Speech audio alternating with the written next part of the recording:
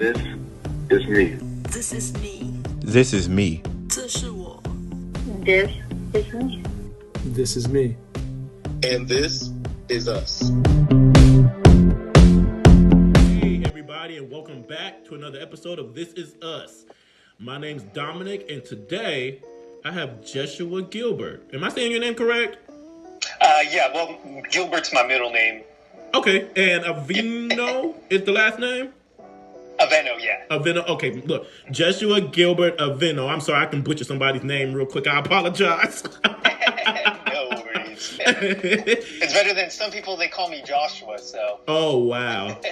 So, as you guys know, this is a show where I get a chance to sit down with some people in the blind community and give you guys the opportunity to get to know them a little bit more. So, real quick, Jeshua, this is your first time. So, I'm actually going to ask if you can go ahead and describe yourself for somebody who is totally blind like myself. Okay. Well, I am Filipino, and I have dark brown skin, maybe like a medium dark brown. Okay. My hair is short. It looks like my hair is growing out of a haircut. Okay. And I have a freshly shaved face and wearing a dark black t-shirt. Okay. And so, like I said earlier, you know, we are a part of the blind community. So what is the nature of your vision loss, and how long have you been dealing with it? I have retinitis pigmentosa, and I've had it for my entire life. It's been progressive. So, you know, when I was younger, my vision was a lot better. And as I got older, it started to decline. And as of late, for the most part, it's been stable. But I'll have my good days and my bad days. Yeah. Okay. And so, like, what can you see? Like, what's the extent of your vision? Yeah. So I don't have any peripheral vision, so I can't see anything on the sides. It's just very limited central vision. Okay. I can see things, I can see objects, people, but it's hard for me to make them out, but I can tell when something is there. And I also have nystagmus, so my eyes shake, which make it a little bit difficult to focus on things. Got you. Okay. So, like usual, let's go ahead and get down to business. So, for a lot of you guys have known or, you know, here recently, I've probably been hearing a lot about the wildfires in California. And Jeshua happens to reside out in California. In what part? I'm in San Jose, which is about an hour from San Francisco. Okay. Now I'm a big believer in which I do watch the news, but it's crazy to me because I've always heard that the news always tends to go to the extreme when describing stuff and, you know, doing all of that. So I guess who better than to ask somebody who's actually there? What is it like, you know, in the midst of all of these wildfires and everything else that's taking place? Well, I think, of course, it's important to be wary of what's going on, of the different areas that are being, heavily affected. You have the definitely way up north in Northern California, Sacramento area, and then you have this stuff going on in Santa Cruz area over here in the mountains. I think right now, so our county, I live in Santa Clara County, we're not, evacuating or anything like that for the most part. Some areas do have evacuation warnings. But I think right now it's, I think we can, what am I trying to say? Sorry. You're okay. From somebody who's not like near where the action is happening, it's close enough to where you can, see the smoke, you can smell the fire. But like I said, it's not close enough to where we need to evacuate. But it's interesting just having the air quality change day by day.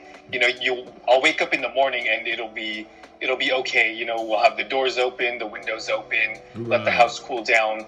But as it goes through the day, sometimes the air quality will get worse. And then you're in that predicament where it's, since my house doesn't have air conditioning, we want the doors open to let some airflow, but then you're letting the smoke in. Right. So it's, you're caught between a rock and a hard place sometimes. Yeah, and it's like, and then for this to be happening dead smack in the middle of the summer, this is crazy. It's wild. Yeah, definitely, and it's just interesting. It's just, it's just interesting to know that it's important to, have these emergency, your emergency protocols in place. Whether it's a go bag or if it's, a place to go if you need to evacuate. Right. Yeah, wow, that is amazing. Again, and then and look, even on top of that, everything dealing with the pandemic too. I'm sure that's not making any of this any better. Oh yeah, definitely. It was a bad joke to make. Somebody was saying maybe the God started allowed the wildfires to happen so then people could stay inside and continue to social distance.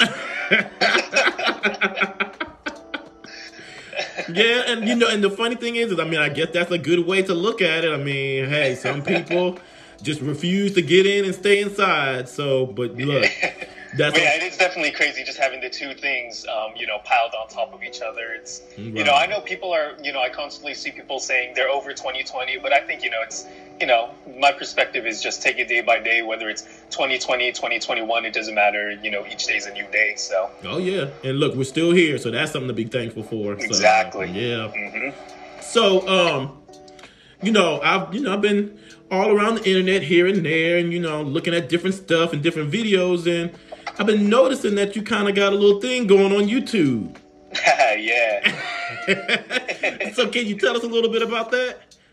Yeah, so the YouTube channel, which is called Jesh and Mads, that's mine and my girlfriend's, I guess, nicknames, if you will. Okay. And we kind of got started with it just as a place to showcase our music. So we like playing music. I, play guitar and rap a little bit, and she can sing and play guitar. So we'd go on there and post covers, occasionally different mashups or original songs. And then we decided we wanted to, showcase some of our travel videos. So like when we went down to LA, or when we traveled up to Portland and Seattle, just showcasing us as a blind couple and how we, what we do on vacations, or just kind of like doing the whole travel vlog thing. Right. And then from there, we decided, there's a lot of different things we can talk about, just with our travel videos, like how do we travel as people who are visually impaired? How do we find different activities when we go to a different city or state?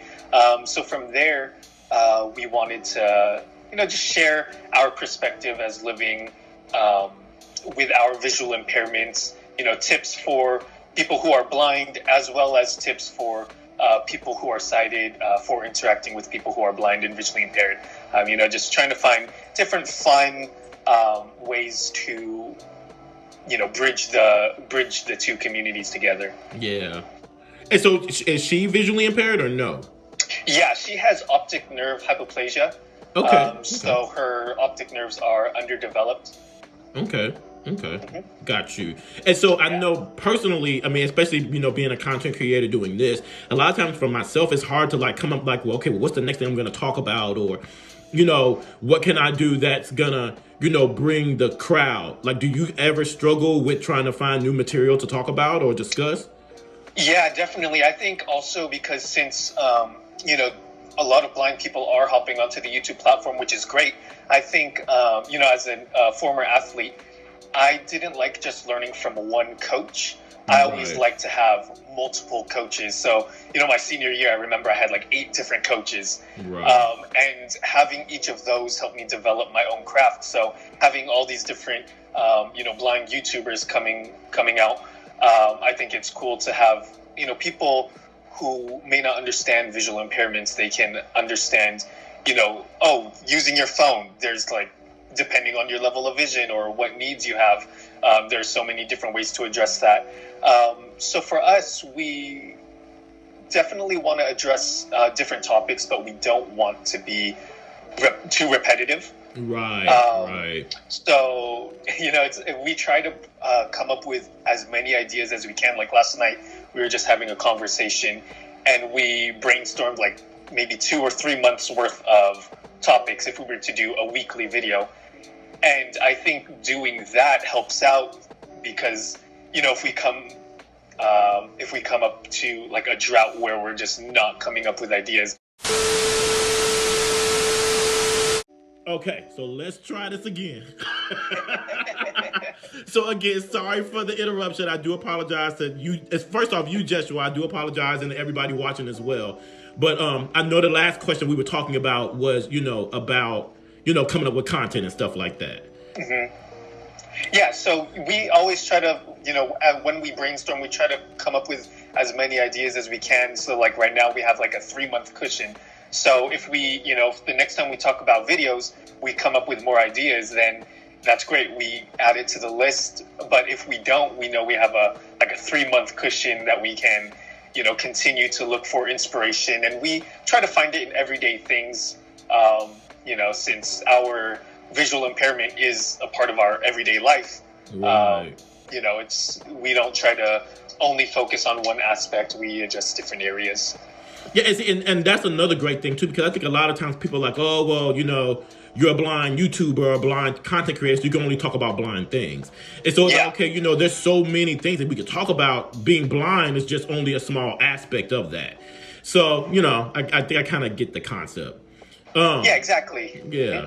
So, but even more so, sir, and probably many of the viewers who are not visually impaired might not know the struggle of this, but how is it to date someone else who is actually visually impaired as well? It's not bad at all. I will admit though, growing up, I used to be in denial of my visual impairment. So I knew I was visually impaired, but I tried to do the bare minimum. So I would get my work enlarged. I would go to the office to take tests or get my accommodations. But other than that, and for wrestling, I would have my accommodations also. Right. But other than that, I would just, I wouldn't walk with a cane, which would get me into more trouble than if I actually walked with it. Yeah. And my mentality was, okay, I'm not gonna, I don't want to date somebody who's visually impaired. But I met Madison and we were friends for a couple years, and we started vibing, we started connecting, and I just saw her as somebody who I would like to continue to get to know, and it's been an amazing decision, and it's great because she's somebody who can understand, if I'm going through different obstacles pertaining to my visual impairment. Of course, she has a different type of, a different level of blindness, but to an extent, she can understand and empathize with what I'm going through and help me brainstorm different solutions to face different obstacles, or, she can understand if I feel, excited for a certain achievement, right.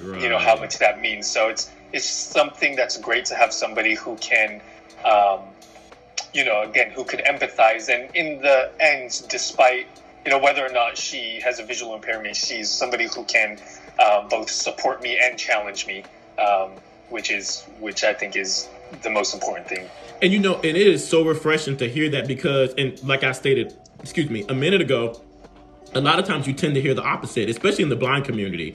I'd rather date somebody who's sighted, because then the convenience and all of that. And so to me, it's always so refreshing to hear people like, okay, I want to be with somebody who knows the struggle and who knows how it feels, and like you said, can sympathize with just daily things that we have to go through. So, hats off to you, man. I got to give it to you. So yeah, and I think I think it also just speaks to their level of independence and confidence. Like, the reason why I didn't want to date somebody who was blind or visually impaired, if you dig deep, it all boils down to because I wasn't that independent, and I wasn't confident in my own skills. So I was thinking, it'd be cool, someone can drive or this and that thing. Like you said, things will be more convenient.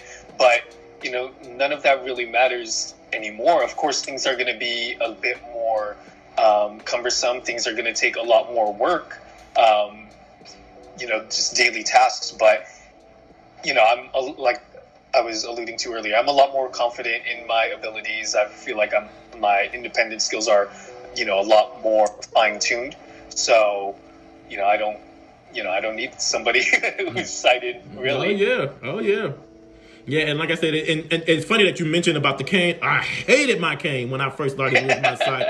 I didn't want to walk with it. It was like, it's gonna stick out like a sore thumb. Now it's like, man, I don't know what I would be without it. And Exactly. And even like, like I have shirts that's like, yeah, everybody, I'm blind, so it's like you said, it's about like feeling comfortable where you're at and being able to say, okay, you know what, this is where I'm at. I'm cool with it. This is a part of me. And, hey, here I am. Exactly. So I think that's a big thing. So again, applause goes out to you because again, everybody is not quite there yet. So Exactly. Yeah. But in my perspective, like with the funny thing that would happen to me is, I didn't want to use my cane because I felt like I was kind of putting like a magnifying glass on me. I was pointing myself out. I felt embarrassed. You're right. But it was interesting because I was focused on being embarrassed because of my cane, but I wasn't realizing that I was crashing into poles or garbage cans. Man. Trust me, I understand. I fell off of curbs and man, it was bad. Yeah.